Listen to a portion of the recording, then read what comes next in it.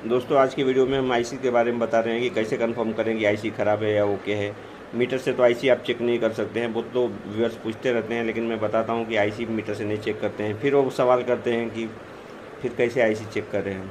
तो उसके बारे में बता रहे हैं। हमको सर्किट में चेक करके ही डिसाइड करना होता है कि आईसी ख़राब है या ओके है, या कभी कभी तो हमें डाउट में चेंज करके देखना होता है। आईसी को आप निकाल करके रख लें, दूसरी आईसी डाल दें, और सिमिलर कंडीशन है चालू होने के बाद में फिर से आप उसको डाल के देख सकते हैं, क्योंकि आईसी की कोई प्रॉपर टेस्टिंग नहीं होती है। शॉर्टिंग तो एक तरह से हम देख लेते हैं, ग्राउंड पिन और सप्लाई पिन दोनों के बीच में रेजिस्टेंस कितना आ रहा है। अगर एकदम बिल्कुल लो रेजिस्टेंस हो गया है तो आईसी शॉर्ट हो सकती है।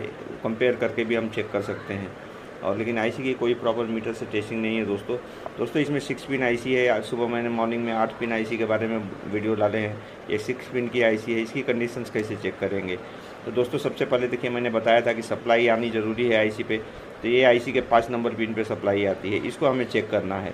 यहाँ 12 से 14 वोल्ट वेरिएबल आ सकता है। यहाँ पे कभी कभी क्या होता है, जब तक आईसी सर्किट ओके नहीं होता है तब तक सप्लाई जो आती है वो ब्लिंकिंग में आती है, अप डाउन में आती है। तो इससे कोई प्रॉब्लम नहीं है। बहुत से आईसी पे जो आपकी सप्लाई आएगी वो ब्लिंकिंग कंडीशन में आएगी, अप डाउन होगी, 12, 13, 14, 15, 16 ऐसे बढ़ते जाएगी, फिर कम होते जाएगी। तो ये कोई प्रॉब्लम नहीं है, स्टार्ट के लिए ऐसी सप्लाई चलती है।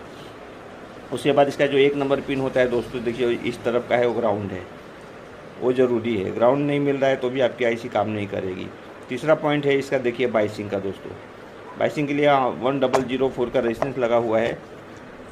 ये 100 के होता है वैल्यू, 100 के का रेजिस्टेंस लगा है, ये ज़रूरी है। अगर ये रेजिस्टेंस नहीं रहेगा इसमें तो आपका स्विचिंग नहीं होगा। लेकिन ओरिजिनल सप्लाई में कभी कभी ये अंदर से इंटरग्रेटेड रहता है, तो ये रेजिस्टेंस नहीं लगा रहता है। जब हम आईसी डालते हैं तो वो हमें लगाना पड़ता है, तो उसको लगाना ना भूलें, नहीं तो आप कुछ भी करेंगे आपकी सप्लाई काम नहीं करेगी। आईसी कंडक्ट के लिए ये सब कंडीशन ज़रूरी है। उसके बाद दूसरा जो कंडीशन होता है कि कोई पार्ट्स अगर ग्राउंड है, अगर वो शॉर्ट हो गया तो आपके आईसी को काम नहीं करने देगा। जैसे इसके पिन नंबर 2 पे आप देखेंगे, ये 1 नंबर है, उसके बाद 2 नंबर, वो ऑटो कपलर को जाता है, ऑटो कपलर के पिन पे जाता है। अगर ऑटो कपलर हमारा शॉर्ट हो जाता है तो आईसी को काम नहीं करने देगा। तो इस पे जो भी पार्ट्स जो ग्राउंडिंग के रहते हैं, अगर ख़राब हो जाते हैं तो ये आईसी को वर्क नहीं करने देते। तो सबसे फर्स्ट आपको चेक करना है सप्लाई, ग्राउंडिंग और बाइसिंग। उसके बाद भी काम नहीं कर रहा है तो आपको इससे रिलेटेड जो आसपास के पार्ट्स हैं उनको ज़रा एक बार चेक कर लेना है। मीटर से डाउट आए तो निकाल के चेक करना है, तो आपके आईसी की कंडीशन सही हो जाती है। मैं इसके पिन के बारे में जल्दी से एक बार बता देता हूँ। 1 नंबर ग्राउंड है, 2 नंबर इसका ऑटो कपलर फीडबैक से रिलेटेड है, 3 नंबर बाइसिंग है, एक रेजिस्टेंस ग्राउंड आता है 10003 मतलब 100 के का, और 4 नंबर इसका गेट से कनेक्ट है, 5 नंबर सप्लाई है, और 6 नंबर इसका जो है सेंस आउटपुट है।